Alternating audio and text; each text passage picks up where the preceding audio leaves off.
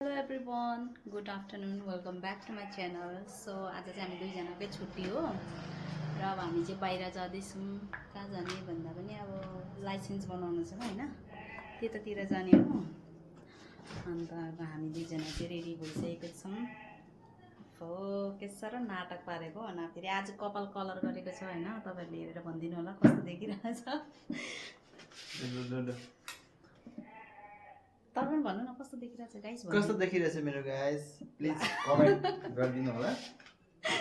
ल अब हामी चाहिँ लाग्यो, अब हामी चाहिँ जाँदैछौँ। उहाँ चाहिँ हो हिरो केटाले, तपाईँले हेलमेट ल्याएन, स्कुटी निकाल्दैछ। हाम्रो बाइक चाहिँ बनाउनु दिइरहेछ, त्यही भएर आज हामी स्कुटीमा जाँदै। ऊपर चाहिँ मेरो बुढी आउँदैछ ब्याट्री बोकेर टिक टिक भएर। देखो देखो येल्लो पिके पिके पिके। अब हामी चाहिँ लागेको हो मेरो लाइसेन्स बनाउनुतर्फ। मलाई चाहिँ हेलमेट लगाउनु लगाएर अघि भर्खर धुलो कपाल सुकेको पनि छैन, अब चाहिँ नलगाइ हिँड्ने अरे साह्रो नक्कल भएको नि।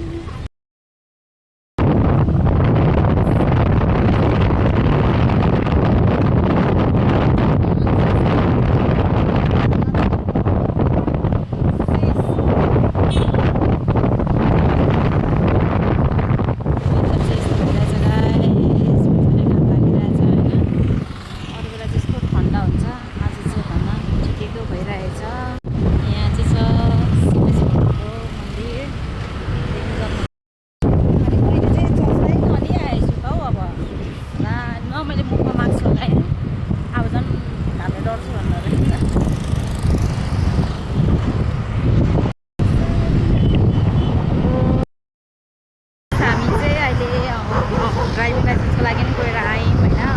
1000 रुपियाँ तिरायौँ। त्यहाँदेखि अहिले त एग्रिमेन्ट अरे, रुम रेन्टको, त्यसको बादमा रेन्ट, करेन्ट बिल अरे हो।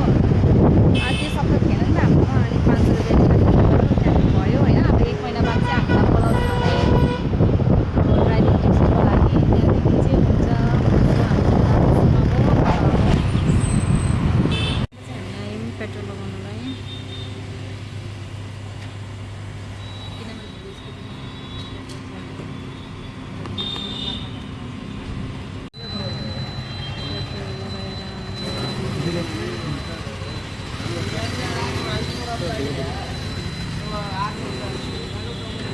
किन धीरे धीरे फर्स्ट त छिटै लगाउँदा हुन्छ। अनि यहाँ मार्टमा पसेको केही त छैन। त्यसै फाल्तुमा विशाल मार्ट जाउँ भन्दा चाहिँ लाँदैन, कहाँ पो लिएर आउँछ मलाई। लाँदैछौँ हामी माथिको तर्फ के पाउँछ।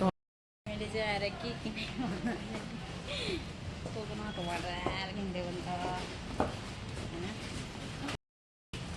केही त पाएन। थापाले चाहिँ यो किन्यो हो। खाएको त कहाँ जाउँ भने के सामान चाहिएको त्यो चाहिँ लिनै छैन।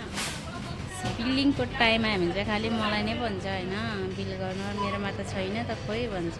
यस्तो उयो छ नि, यति दुइटा किन्नुको लागि पनि उसलाई यति साह्रो परेको। यस्तो कन्डिसन मान्छे हुन्छ गाइस। मान्छेलाई चाहिँ परिस्थितिले होइन कतिसम्म चाहिँ पुगाउँछ अब होइन।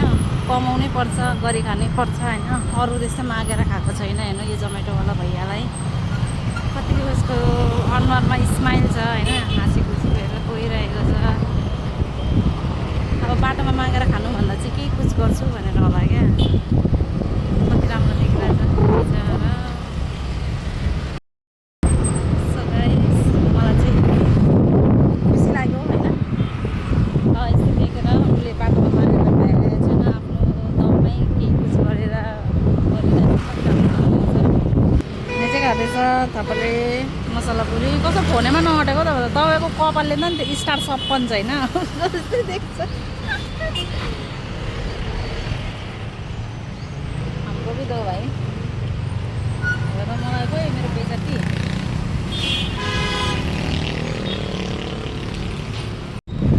तबाट चाहिँ बुढीले गाडी गराउनु भनेको अलिक तर पुग्दैन।